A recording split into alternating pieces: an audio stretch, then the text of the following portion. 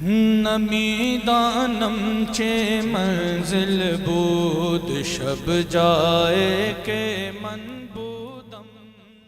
السلام علیکم ناظرین و سامعین، جیسا کہ آپ جانتے ہیں کہ جن فضاؤں میں اس وقت ہم سانس لے رہے ہیں، آج مختلف جو وجوہات ہیں ان کی وجہ سے، سوشل میڈیا کی وجہ سے اور کچھ جو باطل طاغوتی قوتیں ہیں ان کی وجہ سے، حتیٰ کہ خدا کی ذات کو بھی مشکوک بنا دیا گیا ہے، اور دہریہ ازم اور دہریت اور اس طرح کی چیزوں کا فروغ پا رہا ہے۔ پھر ختم نبوت کے حوالے سے اگر آپ دیکھیں تو تاجدار کائنات صلی اللہ علیہ وآلہ وسلم کی جو خاتم النبیین ہونے کے حوالے سے جو ایک شان ہے اس کو متنازع بنایا جاتا ہے۔ اسی میں ہی آگے جو ایک سلسلہ ہے تصوف کے حوالے سے، اللہ کے اولیاء کے حوالے سے، کہ ان کو بھی جو ہے سرے سے ہی تنقید کا نشانہ بنایا جاتا ہے، یا ان کی جو خدمات ہیں دین اسلام کے لیے اور انسانیت کے لیے اس کا انکار کیا جاتا ہے۔ تو آج ہم کوشش کر رہے ہیں کہ اس سیشن کے ذریعے اپنے ویورز کو کچھ بنیادی چیزیں جن کا آج مختلف جگہوں پہ ذکر جو ہے کیا جانا چاہیے مگر وہ کسی وجہ سے نہیں ہوتا، ان کا احاطہ کریں۔ ہمارے ساتھ موجود ہیں محترم ڈاکٹر طاہر امین تنولی صاحب۔ آپ کا تحقیق میں ایک وسیع تجربہ ہے اور خدمات ہیں قرآنیات کے اوپر، تصوف کے اوپر اور اقبالیات کے حوالے سے۔ ڈاکٹر صاحب آپ کو اپنے چینل پہ خوش آمدید کہتے ہیں۔ جیسا کہ ہم نے عرض کیا، پہلے تو یہ بتائیے کہ موجودہ دور میں تصوف کے حوالے سے جو لوگوں کے جو ہے وہ سامنے کے شکوک ہیں، کچھ ان کے ابہام موجود ہیں ان کے دلوں میں، ان کے ذہنوں میں سوالات ہیں، اور بالخصوص اس کی روشنی میں جو آج جو شخصیت جن کو ہم نے اپنے سیشن کے لیے جو ہے وہ موضوع بنایا ہے، حضور قدوۃ الاولیاء سیدنا طاہر علاء الدین القادری الگیلانی رضی اللہ تعالیٰ عنہ، آپ کی جو پیدائش ہے اس حوالے سے کچھ ارشاد فرمائیے۔ بسم اللہ الرحمن الرحیم۔ جی ہمارے سے بہت شکریہ، بہت اہم موضوع پہ آپ نے آج کا سیشن رکھا ہے۔ آپ نے بنیادی طور پہ 2 سوالات ارشاد فرمائے ہیں کہ تصوف کے حوالے سے بات کرنی ہے، کہ تصوف کے حوالے سے جو شکوک و شبہات اٹھائے جا رہے ہیں اس کے بارے میں کیا ایک مدلل جواب ہو سکتا ہے، اور پھر اس کے تسلسل میں جو آپ نے اگلا سوال کیا، حضور قدوۃ الاولیاء سیدنا طاہر علاء الدین القادری الگیلانی قدس اللہ سرہ العزیز کی پاکستان آمد، آپ کی حیات، آپ کی زندگی، آپ کی کنٹریبیوشن، تو ذرا یہ دونوں چیزیں لنکڈ بھی ہیں۔ ہم نے بات تو تفصیل سے حضور قدوۃ الاولیاء قدس اللہ سرہ العزیز کے حوالے سے کرنی ہے، علیہ رحمہ کے حوالے سے کرنی ہے، لیکن تصوف پہ چونکہ آپ نے بگننگ میں ہی کوشچن کر دیا تو میں 2-3 باتیں اس پہ ضرور عرض کرنا چاہوں گا۔ دیکھیں، تصوف پہ جتنے بھی اعتراضات کیے جاتے ہیں، اگر آپ ان کا انڈیپینڈنٹ جس کو کہتے ہیں ان بایسڈ انالیسس کریں ان سوالات کا، تو اس کے پیچھے آپ کو 2 چیزیں نظر آئیں گی، یا تو اس کے پیچھے تعصب اور بدنیتی نظر آئے گی، یا کم علمی نظر آئے گی۔ کوئی بھی معتدل اور ایک منصفانہ تحقیقی مزاج رکھنے والا شخص تصوف کا انکار نہیں کر سکتا، نہ علمی سطح پہ نہ عملی سطح پہ۔ تہذیب اسلامی کی اس وقت جو صورت ہے اور صدیوں میں جو اس کا ارتقا ہوا ہے، آپ تصوف کو نکال دیں اس میں سے تو آپ کے پاس شاید دنیا کے سامنے اسلام کو اسلام کے بارے میں کنونس کرنے کے لیے بہت کم پیش کرنے کے لیے رہ جائے۔ تو تصوف کا ایک زندہ کردار رہا ہے ہماری تاریخ کے اندر۔ اس کی وجہ یہ ہے کہ حدیث پاک کی روشنی میں تصوف 1/3 دین ہے۔ یہ 1/3 آف یور ریلیجن، یور دین جو ہے وہ تصوف ہے۔ اب ظاہر ہے یہ میں اس طرف نہیں جاؤں گا، یہ پھر ایک اور ہمارا مبحث شروع ہو جائے گا اور ہمارا موضوع بھی نہیں ہے، لیکن یہ میں عرض کر دوں کہ تصوف 1/3 دین ہے قرآن و سنت کی روشنی میں۔ اس کا مطلب ہے کہ کوئی تصوف کا انکار شعوری طور پہ کر رہا ہے تو وہ 1/3 دین سے اپنے آپ کو آئسولیٹ کر رہا ہے۔ اس کے بعد آپ اندازہ کر لیں کہ اس کی شخصیت اور اس کی ذات کس حد تک دین کے مطابق مرتب ہو سکتی ہے یا دین کے مطابق تشکیل پذیر ہو سکتی ہے۔ بقیہ ظاہر اس پہ پوری ڈیٹیل ڈسکشن درکار ہے، اگر کبھی وقت ہوا تو انشاءاللہ ہم اس پہ بات کر لیں گے۔ سیدنا طاہر علاء الدین القادری الگیلانی علیہ رحمہ کی جو شخصیت اور ہستی ہے، جب آپ ان کو دیکھتے ہیں تو وہ تاریخ اسلام کا جو ایک روایت ہے، گولڈن چین ہے صوفیاء کی، ایک سلسلہ الذہب ہے، اس کی ایک ایسی کڑی ہے کہ جس کے ڈانڈے براہ راست قرون اولیٰ سے جا ملتے ہیں۔ یعنی ان کی شخصیت، ان کا کردار، ان کی ہستی، ان کا تقوی، ان کی بصیرت، ان کے اندر ایمان کی حلاوت اور ایمان کا اپنے پورے برکات اور پورے کمالات کے ساتھ ان کی ذات سے منعکس ہونا اور ایک حقیقت مشہود کے طور پہ سامنے آ جانا، یہ وہ بنیادی اوصاف ہیں جن کا مظہر حضور سیدنا طاہر علاء الدین القادری الفیجانی علیہ رحمہ کی ہستی تھی۔ اب جب یہ تو ایک اجمالی سا تعارف میں نے آپ کی ذات پاک کا کروایا، یعنی جب آپ تصوف کی برکات کو دیکھنا چاہیں، تصوف کے اثرات کو دیکھنا چاہیں اور سوسائٹی کی تشکیل میں تصوف کی ناگزیریت کو دیکھنا چاہیں، تو اس کی ایک حجت کاملہ حضور قدرت الاولیاء کی ذات پاک اور آپ کی ہستی نظر آتی ہے۔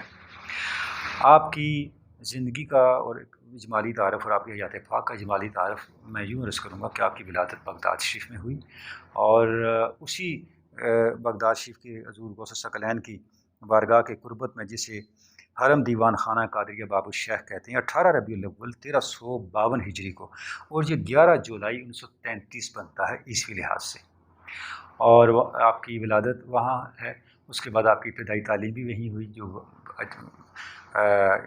بنیادی تعلیمی ادارہ جس سے آپ نے پڑھا بغداد شریف کے اندر ہی تھا، اور اس کے ساتھ آپ نے جو دربار عالیہ حضور غوث الثقلین ہے وہاں کے اساتذہ سے بھی علم اکتساب فیض کیا۔ تو اس کے ساتھ پھر بچپن سے ہی ہم دیکھتے ہیں کہ آپ کی ذات کے اندر تقویٰ کا، صالحیت کا ایک غیر معمولی جو ہے وہ ایک جوہر پہلے دن سے ہمیں نظر آتا ہے، اور نوجوانی کے زمانے سے ہی مجاہدات، زہد، تقویٰ، یہ سارے اوصاف جو تھے وہ آپ کی ذات میں نمایاں تھے، اور بڑے بڑے لوگوں کی اس پہ گواہیاں موجود ہیں۔ ہمارے یہاں بہت بڑی شخصیت گزری ہیں، مولانا عبدالحامد بدایونی، وہ فرماتے ہیں کہ میں بغداد شریف حاضر ہوا تو میں دیکھتا تھا کہ جب میں رات کو حاضر ہوتا یا صبح کے وقت حاضر ہوتا تو ایک نوجوان ساری رات حضور غوث الثقلین کی بارگاہ میں، آپ کی بارگاہ اقدس میں موجود ہوتا اور کھڑا ہوتا، اور وہ ذکر، اذکار، گریہ اور اسی میں مصروف ہوتا۔ تو جب میں بار نے دیکھا، میں حیران ہوا کہ یہ نوجوان اتنی استقامت کے ساتھ اور اتنی تسلسل کے ساتھ حضور غوث الثقلین کی بارگاہ میں حاضر ہے، اور عبادات کے اندر اور خشوع و خضوع کے اندر، اس کا اور تضرع کے اندر اس کا اتنا دوام اور اس کو اتنی استقامت حاصل ہے۔ یہ نوجوان ہے کون؟ جب میں نے پوچھا تو مجھے بتایا گیا یہ طاہر علاء الدین القادری ہیں، اور وہی ہستی تھی جو پھر بعد میں دنیا کے لیے سراپا اور سرچشمہ رشد و ہدایت بنے۔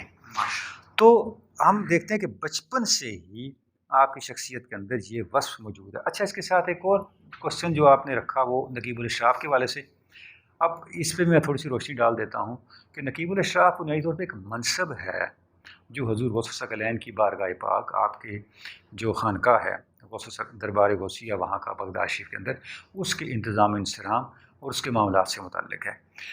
جب حضور غوث الثقلین کا وصال ہو گیا، آپ پردہ فرما گئے، تو بعد میں جو سارا انتظام انصرام تھا وہ آپ کے دو شہزادے حضرت سیدنا عبدالرزاق القادری الگیلانی اور سیدنا عبدالعزیز القادری الگیلانی کی اولاد پاک میں آیا، یکے بعد دیگرے، جیسے بھی ایک خاندانی بندوبست ہوتا ہے اس انداز سے وہ چیز آگے چلتی رہی، اور اس کا جو شرف تھا اس خاندان کا، وہ ہر دور میں جو خلفائے عباسیہ تھے یا بعد کے دور کے لوگ تھے وہ سب انہوں نے اس کو مینٹین رکھا۔ جب ہلاکو خان کا فتنہ بپا ہوا اور اس کے بعد پھر سلطان مراد نے جب دوبارہ بغداد کے اندر امن و امان کو قائم کیا، تو اس نے پھر جو سسٹم تھا دربار عالیہ کا، حضور غوث الثقلین کی بارگاہ پاک کا، اس کو ایک باقاعدہ نظم و نسق کے تحت چلانے کے لیے پھر جو سیدنا عبدالرزاق اور سیدنا عبدالعزیز کی آل پاک تھی، ان کے خاندان کے لوگوں سے مشاورت کر کے ایک سسٹم اسٹیبلش کیا کہ خاندان میں جو شخصیت بھی عمر، بصیرت، علم، زہد و تقویٰ اور خدمت خلق کے لحاظ سے نمایاں ہوتی، اس کو یہ منصب دیا جاتا، اور اس منصب کو ٹائٹل دیا گیا نقیب الاشراف کا، کہ وہ دربار عالیہ کے معاملات کو اور وہاں پہ آنے والے لوگوں کے احوال و معاملات کو، اس میٹرز کو دیکھیں، اور اس انداز سے یہ جو خدمت خلق کا سلسلہ ہے اور رشد و ہدایت کا سلسلہ ہے، اور حضور غوث الثقلین کی بارگاہ میں آنے والے لوگوں کے لیے ایک پورا نظم و نسق کا سلسلہ ہے، اس کو ایک سسٹم کے تحت اسٹیبلش کیا جا سکے۔ اور یہ پھر انسٹیٹیوشن جو تھا نقیب الاشراف کا، یہ پھر مسلسل قائم رہا، سلاطین عثمانیہ نے اس کو قائم رکھا، اور ہر دور میں ان کا کردار، جو نقابات ہے حضور غوث الثقلین کی بارگاہ کے، ان کا سماجی، روحانی، سیاسی بلکہ بین الاقوامی کردار رہا، اور ان کا ایک اہم رول رہا۔ اب آپ دیکھیں کہ وہ صرف روحانی طور پر ہی جو خانقاہ کے معاملات ان کو نہیں دیکھتے تھے، بلکہ ان کا ریاستی سطح پر معاملات کو سدھارنے میں بھی اہم رول ہوتا تھا۔ یہی وجہ ہے کہ کئی ایسے نقیب الاشراف گزرے جن کا اپنے وقت کے حکمرانوں کے ساتھ بھی آپ سمجھ رہے ہیں کہ ایک عریفانہ معاملہ رہا۔ وجہ یہ تھی کہ انہوں نے جو غلط اقدامات دیکھے، جو غلط معاملات دیکھے، ان پہ نکتہ چینی کی، ان پہ حکام وقت کو متنبع کیا۔ یا میں آپ مثال دینا چاہوں گا، جیسے آپ دیکھ سکتے ہیں کہ جو حضرت سید سلیمان نقیب الاشراف تھے، وہ سلطان ناصر الدین شاہ ایران کے ساتھ ان کا معاملہ چلتا رہا، چونکہ انہوں نے سلطان جو تھا شاہ ایران ناصر الدین، اس کے کئی معاملات کو اکوموڈیٹ نہیں کیا۔ اس طرح ان کا سلطان عبدالحمید عثمانی کے ساتھ اچھے تعلقات تھے، اور سلطان عبدالحمید عثمانی ان کی ہدایات پہ عمل کرتا تھا، ان کی ہدایات کے مطابق اپنے معاملات کو تشکیل دیتا تھا۔ پھر سیدنا عبدالرحمن المحض القادری جو حضور قدرۃ الاولیاء کے دادا جان ہیں، ان کا جنرل ماؤنٹ جو تھا برٹش جنرل، اس کے ساتھ معاملہ رہا، کافی کم کنفلکٹ رہا، چونکہ یہ معاملات تھے بغداد کے اوپر برٹش قبضے کے معاملے سے۔ اچھا، اس کے بعد سیدنا محمود افسام الدین کا بھی کلن رائس اور پریسی کاکس کے ساتھ، جو آپ سمجھ لیں کہ نمائندہ تھا برٹش کا عراق کے اندر جنگ عظیم کے بعد، اور ان کی ایک ریاست ڈومیننس کو اسٹیبلش کرنے کے لیے اپائنٹڈ تھا، اس کے ساتھ ان کے معاملات رہے۔ اور آگے چل کے جب اس کی آزادی کا وقت آیا عراق کی، تو اس وقت جو ٹریٹی کیا گیا تھا، یعنی اینگلو عراق ٹریٹی 1922 کا، اس کے سگنیٹریز میں شامل تھے آپ، یعنی ایک اس کا سگنیٹری برٹش گورنمنٹ کی طرف سے تھا پریسی کاکس، اور عراق کی طرف سے اس کے سگنیٹری حضور سیدنا عبدالرحمن المحض القادری تھے۔ اور وہ یہ جو جدید عراق ہے، اس کے پہلے باقاعدہ وزیر اعظم بھی تھے، یعنی جو کونسل آف منسٹرز تھی، آپ اس کے سربراہ تھے۔ اور یہ وہ ٹریٹی ہے 1922 کا جو آگے آ کے سسپینڈ ہوا اینگلو عراق ٹریٹی 1930 کے ذریعے سے۔ تو اس ٹریٹی کے ذریعے سے عراق کی آزادی کا راستہ نکلا، کیونکہ اس میں دو بڑے امپورٹنٹ تھے۔ اس کا جو مینڈیٹ تھا، اس کا جو ٹائٹل تھا، وہ یہ تھا برٹش مینڈیٹ ان میسوپوٹیمین، کہ میسوپوٹیمین جو حصہ ہے، اس کے اندر برٹش کس انداز سے اپنی پاور کو ایکسرسائز کریں گے۔ تو جو لوکل گورننس تھی وہ مقامی لوگوں کو ڈیلیور کی گئی، اور جو ملٹری کے معاملات تھے اور جو فارن افیئرز تھے، یہ برٹش نے اپنے ہاتھ میں رکھے۔ اب یہاں پر سیدنا عبدالرحمن المحض القادری کا مسلسل یہ کوشش تھی اور یہ جد و جہد تھی کہ وہ اس اسٹیبلشمنٹ کے ذریعے سے جو عراق کے اندر کے خلفشار ہے اس کو بھی امن میں بدلیں، اور اس کے ساتھ ساتھ عراق کی مکمل آزادی کو یقینی بنائیں۔ تو جو اقدامات برٹش نے کیے تھے، جو ان کے پرومزز تھے، انہوں نے پورے نہیں کیے، تو آگے چل کے حضور سیدنا عبدالرحمن المحض القادری ریزائن بھی کر گئے، اور پھر بعد میں دوبارہ جب کچھ معاملات انہوں نے مانے، کچھ معاملات حل ہوئے، تو آپ نے پھر دوبارہ بھی ٹیک اپ کیا۔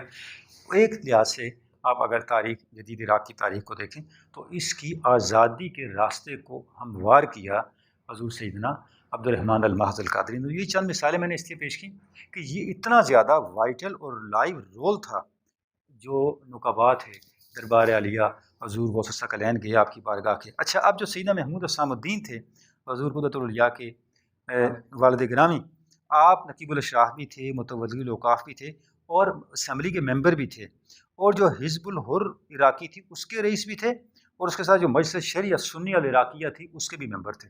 یعنی آپ کے پاس کئی ذمہ داریاں تھیں، اور یہ روحانی طور پر بھی، اور اس کے ساتھ ساتھ ملکی سطح پہ، سماجی سطح پہ، سیاسی سطح پہ، اور بین الاقوامی سطح پہ آپ نے جو ہے ایک عراق کو ریفارم کرنے میں، عراق کی آزادی کو یقینی بنانے میں، اور وہاں پہ سماجی، سیاسی اور معاشرتی استحکام کو بحال کرنے میں بھی بہت بنیادی کردار ادا کیا۔ اچھا، اب ان کی اس کردار کا آپ یہ دیکھیں کہ یہاں تک اس کا تسلسل رہا۔ اس کے بعد حضور قدرۃ الاولیاء سید علاء الدین القادری الگیلانی علیہ رحمہ بھی ابتدائی زمانے میں آپ نے بھی جو کئی عراق کے جو ڈیلیگیشنز تھے، فارن ڈیلیگیشنز، ان کو ہیڈ کیا، اور آپ بھی یعنی ابتدائی زمانے میں، اپنی نوعمری کے زمانے میں آپ کا بھی وہاں کے معاملات میں، سیاسی معاملات میں، ملکی معاملات میں کردار رہا۔ لیکن چونکہ آپ کا سارا رجحان جو تھا وہ روحانیت کی طرف تھا، حضور غوث الثقلین کے جو نسبت ہے سلسلہ عالیہ قادریہ کی، اس کے اندر رسوخ اور اس کے فروغ اور ابلاغ کے اندر آپ کا تھا سارا معاملہ، تو آگے پھر ساری آپ کی جو زندگی تھی وہ اسی کے لیے وقف ہوئی۔ جی، بہت تحقیقی ابتدائیہ کے بعد آپ ناظرین کو یہ بات جو کم سے کم ایک تصوف اور اولیاء کے اوپر بعض بندے یہ تنقید کرتے ہیں کہ جب باطل باہر جو ہے وہ اسلام کے خلاف کھڑا ہو تو یہ لوگ شاید کہیں خانقاہوں میں چلے جاتے ہیں. تو آپ نے دیکھا کہ ہم اس خانوادے کی آج ذکر کر رہے ہیں کہ جنہوں نے باقاعدہ جن کا آغاز جو ہے وہ باطل کے ساتھ مارکا آرا ہو کے انہوں نے چیزوں کو اصلاح کی طرف لے کے گئے. ڈاکٹر صاحب جیسے آپ نے فرمایا کہ سیدنا طاہر علاء الدین القادری البغدادی یہ بیسیکلی تو ان کی بغداد کی جو ہے وہ حالات زندگی تھی.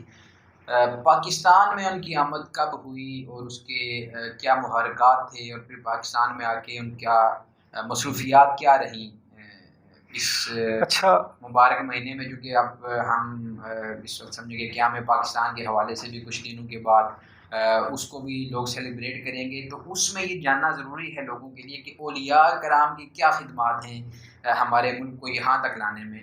تو قدوۃ الاولیاء کے حوالے سے ضرور بتائیے گا. اچھا، اب آپ نے 2-3 سوالات ارشاد فرما دیے کہ حضور قدوۃ الاولیاء کا پاکستان میں آنا، پاکستان میں آنے کے محرکات اور خود پاکستان بنانے کے والے سے اولیاء کرام کا کردار.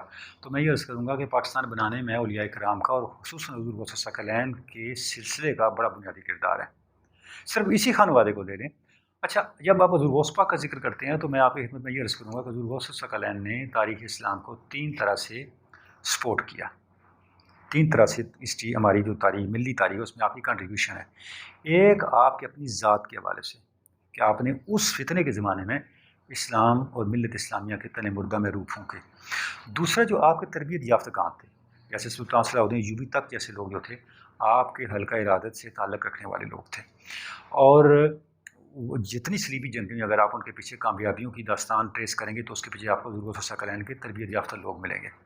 تیسرا جو تھا آپ کا جو سلسلہ تھا وہ آپ کے خلفاء، آپ کے نسلاً بعد نسلاً آنے والے مریدین کے ذریعے سے چلا یا آپ کی اولاد کے ذریعے سے چلا. ان 3 طرح سے ہم دیکھتے ہیں کہ مسلم سوسائٹی کو سپورٹ ملی. جب آپ پاکستان کو دیکھتے ہیں تو سیدنا محمود اسلام الدین جو حضور قدرۃ الاولیاء کے والد گرامی ہیں، ان کے جو بڑے شہزادے تھے سیدنا جمال الدین جن کو بمبئی والے پیر صاحب کہتے ہیں، وہ بمبئی میں شفٹ ہو گئے تھے اور وہاں پہ ان کا قیام تھا. تو بمبئی شفٹ ہونے کا مطلب یہ تھا کہ ہندوستان کے بڑے بڑے لوگ ان کے حلقہ اثر میں تھے اور آپ نے ان کی تربیت کی، ان کو روحانی طور پہ مستفید کیا، ان کے اندر ایک یقین پیدا کیا، ایک یقین کی طاقت پیدا کی. اس کا نتیجہ اب آپ دیکھتے ہیں آگے کیا ہوا. اور ان کی 2 شادیاں تھیں. ایک شادی ان کی مہتر چترال کے گھر سے تھی اور ایک نوخانف کلات میں خدا داد خان کے گھر سے تھی. اچھا، جو مہتر چترال کے گھر سے آپ کی شادی تھی ان میں سے پھر آگے جو ان کی اولاد امجاد ہوئی ان میں سے ایک حضرت معز الدین تھے جن سے مجھے بھی ملاقات کا شرف حاصل ہے کیونکہ وہ اکثر پشاور تشریف لایا کرتے. تو پشاور آپ کا قیام ہوتا تھا سردیوں کے موسم میں، تو ہم ان کے پاس جاتے تھے اور ان کے قدموں میں بیٹھنے کا مجھے بھی یہ شرف الحمدللہ حاصل، ان کی زیارت کرنے کا. اب اچھا، اس کے ساتھ خود سیدنا محمود حسام الدین کا ہندوستان کے ساتھ بڑا گہرا تعلق تھا. علی برادران دونوں حضرت محمود حسام الدین کے مرید تھے، یعنی حضرت شوکت علی اور مولانا محمد علی جوہر دونوں مرید تھے. اس کے ساتھ مولانا یوسف بن نوری جو تھے ان کے جو والد گرامی ہیں محمد زکریا بن نوری وہ ان کے مرید تھے. اچھا، اس طرح حضرت کے خلیفہ محمد ضیاء الدین مدنی ان کے مرید تھے. تو اب آپ تصور کریں کتنی بڑی بڑی شخصیات جو تھیں ان کے حلقہ اثر میں تھیں. اور ظاہر اب آپ خود اندازہ کر لیں، علی برادران کا کردار بھی آپ اٹھا کے دیکھ لیں تو آپ اندازہ کریں گے کہ کہاں تک. خود علامہ اقبال کا تعلق سلسلہ قادریہ سے ہے. علامہ اقبال نے سید سلمان ندوی کے نام میں خط میں لکھا ہے کہ میرا تعلق حضور غوث الثقلین شیخ عبدالقادر جیلانی کے سلسلہ قادریہ سے، میں اس میں بیعت ہوں. تو اور بھی کئی جگہ پہ علامہ نے بڑی عقیدت کے ساتھ ذکر کیا اور حضور غوث الثقلین کی تعلیمات جو ہیں وہ ان کی شاعری میں اور ان کی نثر میں بولتی نظر آتی ہیں. وہ کہ اتنا واضح طور پہ نام نہیں، لیکن وہ جو نسبت ہے حضور غوث الثقلین کی وہ ہمیں کام کرتی ہوئی نظر آتی ہے. اسی سلسلے کی کڑی حضور قدرۃ الاولیاء سیدنا طاہر علاء الدین القادری الگیلانی کی پاکستان آمد ہے. آپ 1956 میں پاکستان تشریف لائے اور حضور غوث الثقلین کی حکم پہ تشریف لائے. چونکہ آپ کا مقصد جو تھا، آپ نے اپنے آپ کو ڈیڈیکیٹ کیا، اپنی زندگی کو وقف کیا سلسلہ عالیہ قادریہ کی احیاء کے لیے.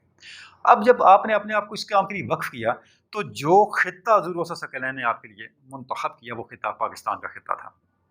جب آپ یہاں تشریف لائے تو سب سے پہلے آپ حضور داتا گنج بخش کی بارگاہ میں حاضر ہوئے، پھر آپ نے کوئٹہ میں قیام رکھا. اور کوئٹہ میں قیام کے دوران پاکستان کا ہر بڑا آدمی آپ کی بارگاہ میں حاضر ہوتا رہا. پاکستان کے جتنے بڑے اہل روحانیت ہیں سب کے آپ کے ساتھ تعلقات تھے، سب نے آپ سے اخذ فیض کیا، آپ کے ساتھ نسبت قائم کی. اب دیکھیں صدر ایوب کا زمانہ تھا، ایوب خان آپ کی بارگاہ میں حاضر ہوا. جنرل ضیاء الحق، ذوالفقار علی بھٹو، ہر بڑا آدمی حکمرانوں میں سے آپ کی بارگاہ میں جاتا رہا اور اکثر نے آپ کو اپنی خدمات پیش کی، تو آپ نے سوائے شکریہ ادا کرنے کے ان کو کسی خدمت کی زحمت نہیں دی، بلکہ اکثر آپ یہ فرمایا کرتے تھے کہ ہمارے لیے اللہ نے جو حضور غوث ثقلین کو، ہمارے جد امجد کو جو خزانے عطا کیے ہیں وہی کافی ہیں۔ تو یہ آپ کا استغنا تھا حقیقی معنوں میں۔ وہ جو علامہ نے کہا ہے نا کہ اللہ کے شیر بندوں کو امیری میں فقیری میں اگر کوئی ذرہ محفوظ رکھتی ہے تو وہ ہے استغنا۔ تو اس استغنا کا مظہر اتم جو مظہر کامل تھے وہ حضور غوث ثقلین حضور قدرۃ العلیاء کی ذات پاک تھی۔ یعنی یہ ایک اجمالی سا خاکہ میں نے آپ کے سامنے رکھا کہ سلسلہ عالیہ قادریہ نے پاکستان کو کتنا متاثر کیا۔ بلکہ میں آپ کی خدمت میں عرض کروں، منشی عبدالرحمن کی ایک کتاب ہے کتاب زندگی، جو تاریخ پاکستان کے بڑے نمایاں کارکنوں میں سے ہیں۔ اس میں انہوں نے لکھا ہے کہ جب تاریخ پاکستان شروع ہوئی اور قائد اعظم نے اس تحریک کو لیڈ کرنا شروع کر دیا، مسلم لیگ کو ٹیک اپ کر لیا، تو ایک صاحب کی ڈیوٹی لگائی گئی حضور غوث ثقلین کی طرف سے کہ وہ قائد اعظم کی روحانی تربیت کریں۔ تو مطلب یہ ہے کہ ہمیں اس طرح کے کئی آثار و قرائن ملتے ہیں کہ کس طرح سے سلسلہ قادریہ نے متاثر کیا، اور یہاں کے لوگوں کی اچھا نقبا میں سے نقیب الاشراف جو ہوئے ان میں سے ایک تھے جو حضور قدرۃ العلیاء کے اجداد میں سے بھی آتے ہیں، حضرت سید شیخ المشائخ سید حضرت مصطفیٰ بن زین العابدین قدس اللہ سرہ العزیز، آپ کے اولاد میں سے تھے حضرت احمد۔ تو ان کی خدمت میں ہمارے جو پاکستان کے مشائخ میں سے ایک بہت بڑی ہستی حضرت خواجہ محمد عبد الرحمن چھوروی، وہ تشریف لے گئے تھے، ان سے ملاقات ہوئی، اور انہوں نے حضرت سید احمد علیہ الرحمہ نے حضور غوث ثقلین کے اوراد اشغال خصوصی ان کو عنایت فرمائے، اور ان میں سے میں یہ بطور خاص یہاں سے ذکر کر رہا ہوں، اس کی خاص اہمیت ایک ریلیونس ہے سلسلہ عالیہ قادریہ کے حوالے سے۔ ان میں سے ایک ایسا ورد حضور غوث ثقلین کا ہے جو اس وقت صرف اور صرف حضور خواجہ عبد الرحمن چھوروی کے اوراد میں محفوظ ہے، اور اس کے علاوہ حضور غوث ثقلین کے جتنے بھی اوراد اویلیبل ہیں ان میں وہ ورد نہیں ہے۔ تو الحمدللہ حضور غوث ثقلین کی برکت سے اور آپ کی توجہات سے مجھے یہ شرف حاصل ہوا کہ اس کلمی ورد کو ہم نے ایڈٹ کیا اور چھاپ دیا ہے، اور وہ اویلیبل ہے منتخب اوراد قادریہ کے نام سے۔ شبر الاسماء الالہیہ اس ورد کا نام ہے، اور یہ حضور غوث ثقلین کے خاص اوراد میں سے ہے۔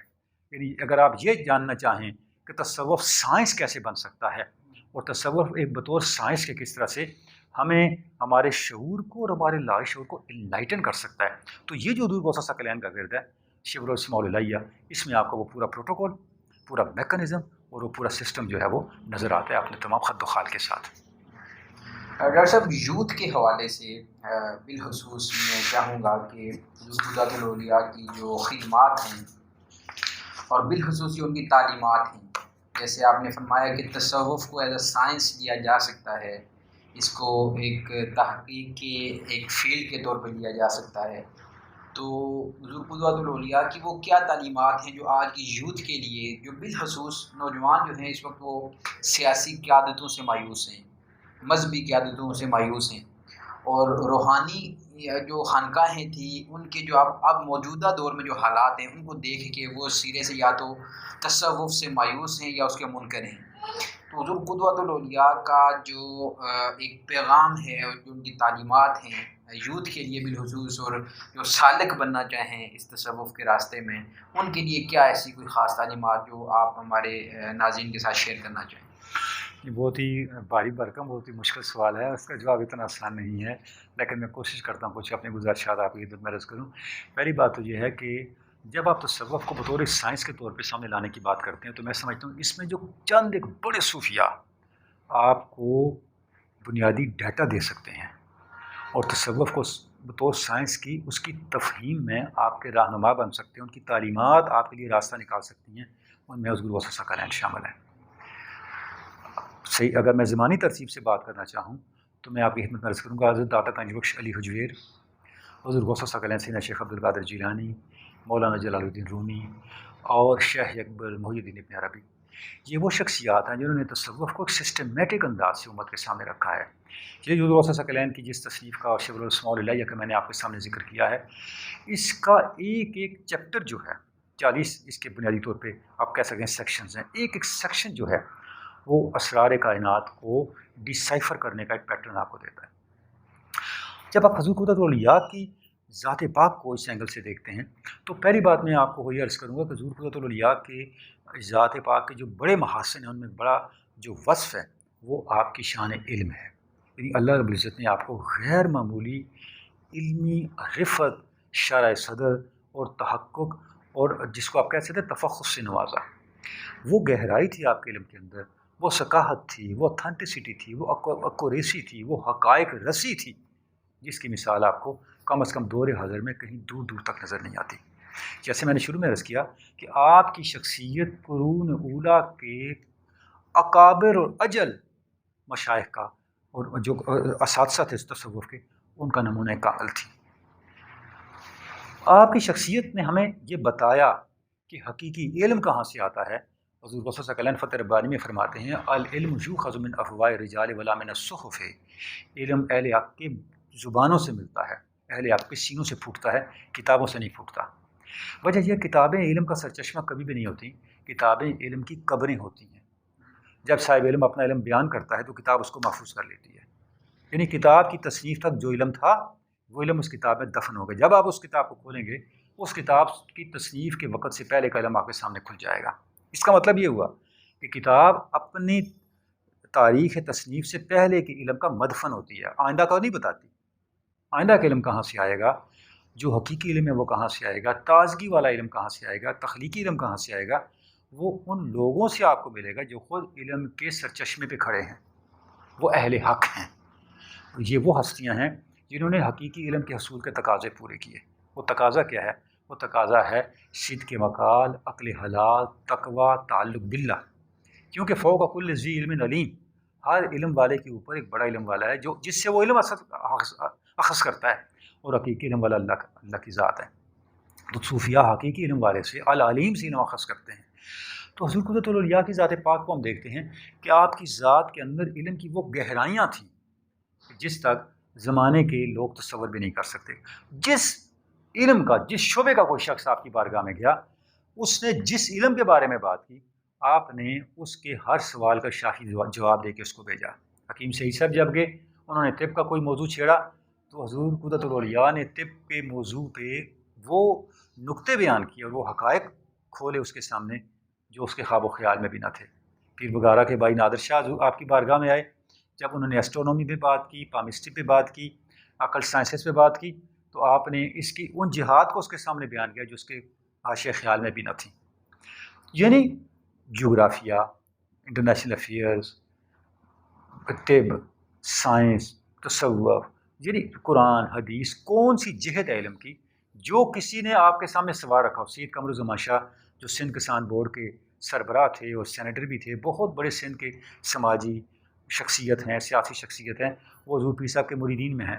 وہ کہتے ہیں میں آپ کی بارگاہ میں حاضر ہوا تو میں نے عرض کیا حضور میں بہت سادہ آدمی ہوں، مجھے کوئی تصوف کا اور علوم کا نہیں پتہ، مجھے بتا دیں اللہ کیا ہے، مجھے اللہ سے متعارف کروا دیں. تو آپ نے فرمایا تم نے آیت پڑھی ہے اللہ نور السماوات والارض؟ تو میں نے کہا حضور سنی تو ہے، پتہ کوئی نہیں اس کا مطلب کیا ہے. آپ نے فرمایا بس میں سادہ تمہیں یہ بتاتا ہوں، اللہ نور السماوات والارض، اللہ زمین اور آسمان کا نور ہے. یعنی اللہ ایک بہت بڑا پاور ہاؤس ہے جس سے کائنات کی اشیاء کو پاور مل رہی ہے. کسی شے کی اپنی کوئی پاور نہیں ہے، ہر شے اتنی ہی پاورفل ہے جتنی وہ اس پاور ہاؤس کے قریب ہے. قمرالزمان شاہ کہتے ہیں حضور پیر صاحب نے اس آیت کو اس طرح کھولا مجھے ایسے لگا کہ اللہ میرے دل میں ہے اور میں اللہ کی قربتوں میں ہوں. نہ آج تک میں نے کبھی اللہ کا کسی سے ایسا تعارف لیا، نہ اس آیت کی کبھی کسی سے اس طرح کی وضاحت سنی، نہ صرف سنا بلکہ وہ سنا ہوا میرا حال بن گیا.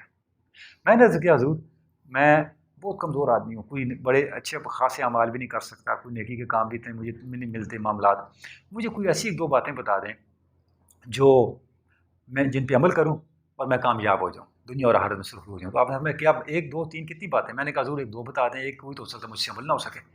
تو آپ نے فرمایا ایک تو تم قمرالزمان یہ کام کرو کبھی بھی بغیر وضو کے نہیں رہنا، باوضو رہو. شاہ صاحب کہتے ہیں کہ وہ دن اور آج کا دن میں کبھی بغیر وضو کے نہیں ہوا، چاہے میں پینٹ کوٹ میں ہوں، عام لباس میں ہوں، یورپ میں ہوں، امریکہ میں ہوں، پاکستان میں ہوں، دن ہے رات ہے، اللہ کی شان، میں بغیر وضو کے ہوتا ہی نہیں. جب ضرورت پڑتی ہے وضو کر کے نکلتا ہوں. فرمایا دوسری بات یہ پلے باندھ لو کہ محبت کرنا سیکھو. ہر چیز سے محبت کرو. جب تم ہر چیز سے محبت کرو گے تمہاری زندگی سہل ہو جائے گی. تم گاڑی سے محبت کرو, تم اس سفر میں پریشان نہیں کرے گی. گھر والوں سے محبت کرو, وہ تم سے خوش رہیں گے. تمہیں کوئی کہے تمہارا فلاں دشمن تمہیں گالیاں دے رہا تھا, تم کہو جی میں تو اس سے محبت کرتا ہوں, اس کے ساتھ عمل میرا عمل. اگر ہم حضور پیر صاحب کے فرمان پاک کو دیکھیں تو آپ دیکھیں یہ براہ راست قرآن مجید کی آیت کی تعلیم ہے. اللہ رب العزت نے ارشاد فرمایا ادفع باللتی ہی احسن فاذا الذی بینک و بینہ عداوۃ کانہ ولی حمیم. اگر تمہیں برائی پیش آئے تو اس کا ازالہ برائی سے نہیں نیکی سے کرو. جب تم اس طرح کرو گے تو وہ جس کے ساتھ تمہاری گہری دشمنی ہے تمہارے دوست میں بدل جائے گا. ولا یلقاها الا الذین صبروا ولا یلقاها الا ذو حظ عظیم. لیکن یہ ہے بڑا مشکل کام. یہ کام وہی شخص کر سکتا ہے جو صاحب صبر ہو, اور وہی شخص کر سکتا ہے جو بڑے نصیبوں والا ہو. تو حضور پیر صاحب کی تعلیم آپ دیکھیں, یعنی بات یہ ہو رہی تھی کہ نوجوانوں کے لیے اور آج کی نسل کے لیے آپ کا پیغام صوفیاء کی تعلیم جو ہے میں آپ کی خدمت میں عرض کروں, مایوسی کی نہیں, مایوسی کو مایوس کرنے کی تعلیم ہے. یعنی صوفیاء آپ کو اللہ کے قریب کرتے ہیں. جیسے حضور پیر صاحب نے فرمایا کہ وہ ایک بہت بڑا پاور ہاؤس ہے, تو جو پاور ہاؤس کے پاس ہو اس کی زندگی میں اندھیرے نہیں آ سکتے. دیکھیں آپ نے تعلیم دی اللہ زمین و آسمان کا نور ہے, نور کبھی بھی مغلوب نہیں ہو سکتا. آپ کھڑے ہیں, آپ نور پہ ذرا پاؤں رکھ کے دیکھیں, آپ کے پاؤں کے نیچے اندھیرا ہوگا, نور پاؤں کے اوپر ہوگا, پاؤں کے نیچے نہیں ہوگا. آپ روشنی کو پاؤں کے نیچے روند ہی نہیں سکتے. اگر روندنے کی کوشش کریں گے تو خود روندے جائیں گے. یہ صوفیاء کی تعلیم ہے. حضور قدوۃ الاولیاء کی تعلیم جو ہے وہ کیا ہے؟ آپ نے فرمایا آپ کی کتاب ہے اوراد قادریہ, اس کے ٹائٹل پہ یہ لکھا ہوا ہے علی باب نقف عند ذکر مناہج توحید علی القدر من ذوال المعارج. جب تمہارے دروازے بند ہو جائیں, تمہارے سامنے تمہارے سارے راستے بند ہو جائیں, تو میرے دروازے پہ آ جایا کرو. میں تمہیں اللہ کی کرم کی برکت سے ان بند دروازوں سے بھی گزار دوں گا. علم تری ان اللہ اسبغ نعمتہ علینا وولانا لقضاء حوائج. قرآن مجید میں اللہ رب العزت کا ارشاد ہے وہ اسبغ علیکم نعمتہ ظاہرا و باطنا. آپ فرماتے ہیں کہ تم نے قرآن مجید کی یہ آیت نہیں پڑھی, اللہ نے ہم پر ظاہر اور باطن کی خیرات کے دروازے کھول دیے ہیں, اور ہمیں یہ منصب عطا کیا ہے ہمارے پاس کوئی سوال لے کے آئے تو ہم اس کے سوال کو جواب میں بدل دیں. تو صوفیاء کی تعلیم حضور ثقلین کی اور آپ کے سلسلے کی تعلیم, آپ کی اولاد امجاد کی اور آپ کے سلسلے کے تمام بڑے مشائخ کی تعلیم یہ ہے کہ ہم نے اللہ کے کرم کے ساتھ امید کے چراغ کو روشن رکھنا ہے, اپنے آپ کو بنانا ہے. سب سے پہلی بات یہ ہے تصوف انسان سازی کا کام کرتا ہے. انسان سازی کے بعد انسان کو خدا رسیدگی کی منزل تک پہنچاتا ہے اور اس کو سراپا فیض بناتا ہے. تصوف سراپا فیض بننے کا نام ہے. اگر کوئی تصوف کسی کو یہ تعلیم نہیں دیتا کہ وہ خلق خدا کے لیے سراپا فیض نہیں بن سکتا, پھر اس کے تصوف کے اندر کوئی نقص ہے. ہم نے اپنی سوسائٹی کے اندر جب تک ہم اپنے رویوں کو نہیں بدلتے, رویوں کو بدلنے کا مطلب کیا ہے کہ ہم اپنے ایٹیچیوڈ سے سوسائٹی میں امید کو فروغ دیں, نفع بخشی کو فروغ دیں, آسانیاں تقسیم کرنے کو فروغ دیں, دوسروں کے مسائل کا حل بننے کو فروغ دیں. یہ جو ہمارے رویے ہیں اس کا نتیجہ یہ ہوگا کہ جو ڈیوائن ول ہے, جو مشیت الہی ہے, اس کی تائید ہمارے ساتھ آئے گی. دیکھیں ہوتا یہ ہے کہ انسان اپنے رویے سے, اپنے اعمال سے اللہ کی تائید اور نصرت کو دھکے دے کے دور کر دیتا ہے. اس کا نتیجہ یہ ہوتا ہے اس کی زندگی میں سوائے محرومیوں, سوائے نحوستوں, مایوسیوں اور تباہیوں کے کچھ باقی نہیں بچتا. بطور قوم کے ہم نے اپنے رویے کو صوفیاء کی تعلیمات کی روشنی میں ان رویوں کا حامل بنانا ہے جو رویے امید کا کے حامل ہیں, یقین کے حامل ہیں, ایمان کے حامل ہیں, اور خلق خدا کی خدمت کے اور خلق خدا کے لیے سراپا فیض بننے کی روش کے حامل ہیں. بہت شکریہ. یہاں پہ اگر میں ڈاکٹر صاحب کی خصوصی جو آخری حصہ ہے اس کو اگر سم اپ کروں تو جو حضور پیر صاحب کی تعلیمات ہیں وہ علم کا درس دیتی ہیں, طہارت کا, صبر کا, اور مزید تعلیمات کے لیے میں انشاءاللہ اس سیشن کی جو ڈسکرپشن میں حضور پیر صاحب کی جو کتب ہیں, جو ان کی تالیفات ہیں, تصنیفات ہیں, انشاءاللہ ان کا کوئی لنک شیئر کر دوں گا, آپ اس کو ضرور دیکھیے. اور بالخصوص جو ہمارے نوجوان ہیں, آپ اس بات کو اگر غور کریں تو پچھلے چند سالوں میں ڈپریشن, انگزائٹی, مایوسی, سائیکیٹرسٹ سے جا کے سیشنز لینا, ان کا رجحان بڑا ہے. اگر آپ لوگوں کی تھوڑی سی اردو کے حوالے سے شغف ہو چیزوں کو پڑھنے کا, تو حضور قدوۃ الاولیاء کے جو جد امجد ہیں حضور غوث ثقلین سیدنا شیخ عبد القادر جیلانی رضی اللہ تعالیٰ عنہ, آپ کی ایک تصنیف ہے فتوح الغیب. اگر آپ اس کو پڑھیں اور بار بار پڑھیں تو آپ کو وہ کئی ڈپریشن سے نکال کے لے آتا ہے، کئی آپ کی جو سیشنز ہیں وہ آپ کو اس کتاب کے اندر ملیں گے۔ تو بارے دیگر ڈاکٹر صاحب آپ کا یہ وقت دینے کا بہت شکریہ۔ ٹیم عبدالعمار مونم اسی طرح کے موضوعات کے ساتھ دوبارہ ہم انشاءاللہ کوئی نیا سیشن لے کے حاضر ہوں گے۔ ڈاکٹر صاحب سے ہم دوبارہ ریکویسٹ کریں گے ان سے وقت لے کے 1-2 سیشن مزید ان سے ہم ٹائم لے کے کریں گے، اور میں امید کرتا ہوں کہ آج کا یہ سیشن یہ سمجھے کہ ابتدائیہ ہے، اس کو مزید انشاءاللہ ہم آگے لے کے جائیں گے، کہ جو آج کل آپ ترکی کے جو ایک سیریز ہے یونس ایمرے کے حوالے سے، کہ جب تک نوجوان علم کا رستہ نہیں اپنائیں گے، تصوف کا رستہ نہیں اپنائیں گے، تب تک وہ کسی فلاحی معاشرے کی بنیاد نہیں رکھ سکتے۔